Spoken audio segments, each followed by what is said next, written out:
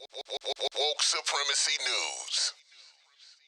Accused of defrauding Trump supporters. These are diehard Trump-loving donors, defrauding them out of millions of dollars. Donors believed they were giving money towards the construction of a wall along the Mexican border to fulfill the promise that Trump had not, and the money didn't do that.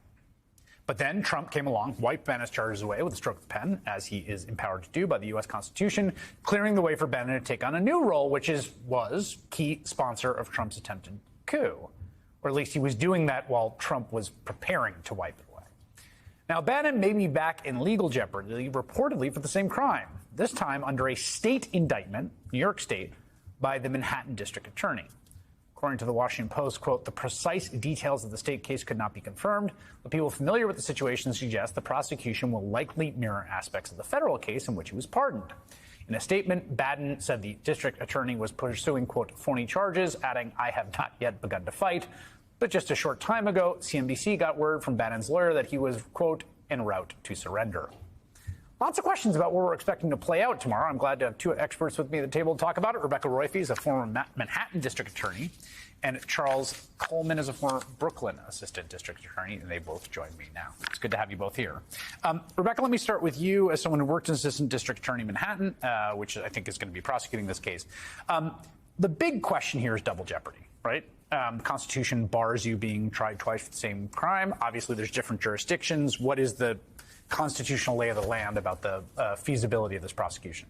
Right. So I think the legal issues are not as complicated as they were, for instance, when Paul Manafort faced charges in federal court and state court. First of all, because Steve Bannon wasn't actually convicted. He was pardoned before he was convicted in federal court. And second of all, because the law in New York has subsequently changed, basically closing up a loophole that New York had previously created for somebody who had been pardoned and using that for double jeopardy. So normally a state and a federal charge wouldn't be considered double jeopardy, but New York had fairly strong laws that suggested that it would. Now they don't have those same laws. In terms of the strength of the case, there were two other people that were arrested and tried by the federal government, Department of Justice, for their role in this scheme. Both of them have pleaded guilty, which, you know, if I were Bannon, that would not augur well for me, I would imagine.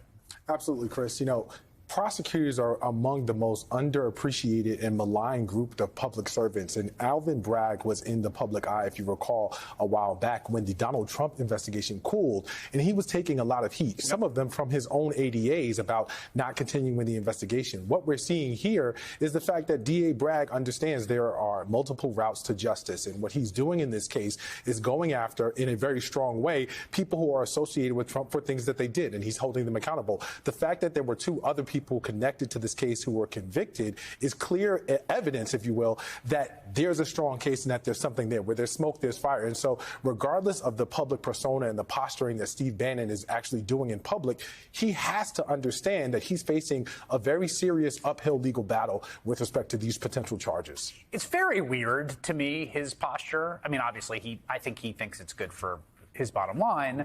I don't know if anyone's told him that you can't podcast in prison, and they only give you one shirt, not two. But, you know, he's already facing, like, the possibility of time in prison for his conviction in criminal contempt, where he refused. I mean, he could have gone in and just said fifth, like Michael Flynn did. He could have tried to, like, litigate something. He basically just said, like, go take a long walk off a short pier to Congress, and he was convicted by a jury of his peers. He's now facing sentencing for that, right?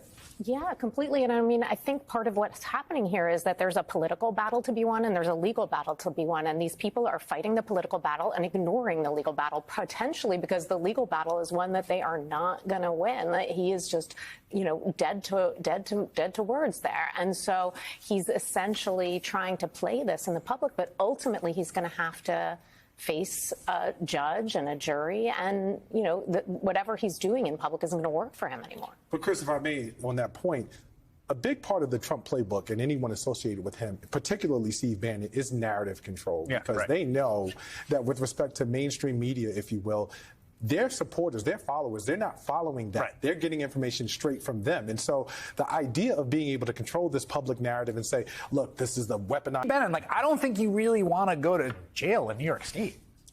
Right. Am I wrong? I don't know. Maybe he really does, but I don't think you do.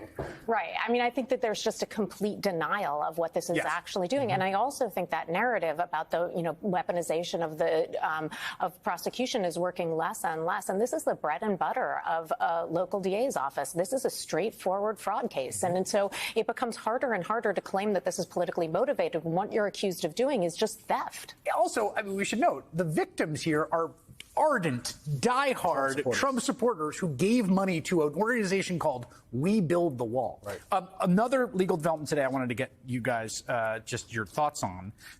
Involves a federal investigation, of course, federal criminal investigation. We know that there's a grand jury in Washington, D.C. It's investigating January 6th. We know some of the people that have come before to testify, including Mark Short, Chief of Staff of Mike Pence. We know that Pat Cipollone came last week, of course, the president's.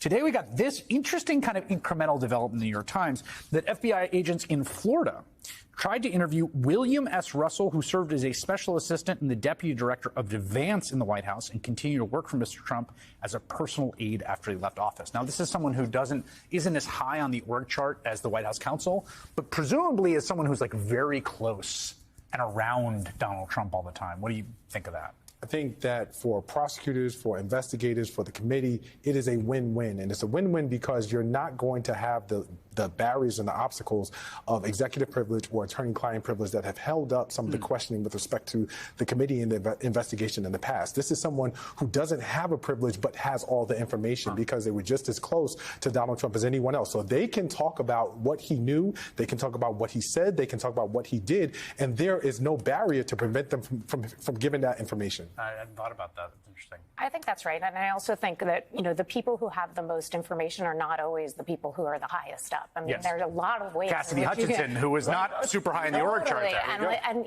when you're a prosecutor, you can get really valuable pieces of information. And often it's connecting dots, but sometimes it's vital information for a prosecution that comes from somebody like a secretary. I mean, I just don't. Look, I've said this before on the show. Probability. The odds of independent things happening, right? To get two things to happen independently, right? It's greater odds. You multiply them. It's like the odds of just skating out of all of the various traps. Whether you're Bannon, who now has steering down the barrel of sentencing on a criminal contempt and is now turning himself into a prosecution in New York State, or Donald Trump, who's facing stolen documents he was in possession of and is also got this January 6th. Both of them, I would not be feeling particularly confident. As a lawyer, we are taught very, very seldom do we make predictions or strong predictions, but we were talking during the break, and I feel very comfortable saying this. Steve Bannon is going to jail.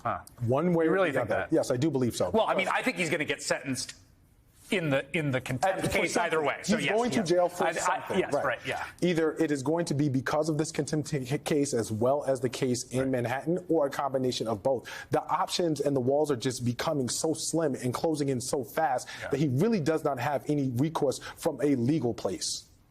What do you think? Yeah, I agree with that. I mean, I don't know where the fraud case is going to go. And with the fraud prosecution, you never want to take odds because there's always a question of intent. We don't know what they have. But if it was a strong federal case, then it's a strong state case. These are basically, it's the same conduct. They're overlapping laws. And so, I think that since the federal government felt confident about bringing these charges, I think it's probably likely that they have a pretty good case in Manhattan as well. Yeah. You also wonder if Brian Colfash, who is the disabled vet who was implicated in this and who pleaded guilty and is going to be set to be sentenced in December, might be talking. Will be interesting to see that. Rebecca Roythe, Charles Cole.